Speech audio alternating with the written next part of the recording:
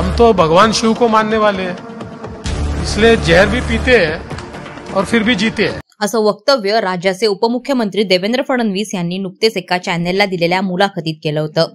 या पाठीमागे त्यांचा उद्देश फार महत्वाचा होता। त्यांना राज्यातील जनतेला कमी शब्दात फार काही सांगायचं होतं। 2014 साली राज्याचे मुख्यमंत्रीपद भूषवताना राज्यहिताचे अनेक निर्णय त्यांनी घेतले।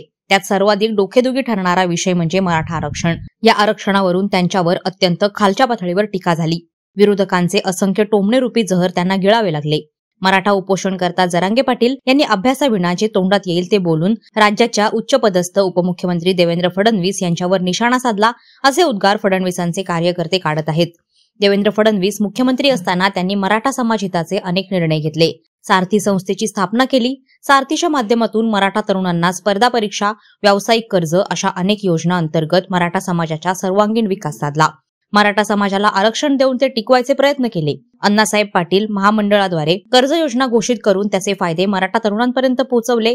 असे असताना देखील शेवटी याच समाजाचे उपोषणकर्ते मनोज जरांगे पाटील ज्या खालच्या भाषेत बोलत होते ते एखाद्या कडू विषयापेक्षा काही कमी नव्हते। हे सर्व महाराष्ट्रातील जनतेला ज्ञात आहे, ते वेगळं सांगायची गरज नाही, असं त्यांचे कट्टर कार्यकर्ते सांगतात। 2022 मध्ये पक्षाच्या आदेशानुसार उपमुख्यमंत्री पदावर रुजू होऊन राज्यहिताचे त्यांनी कार्य केले।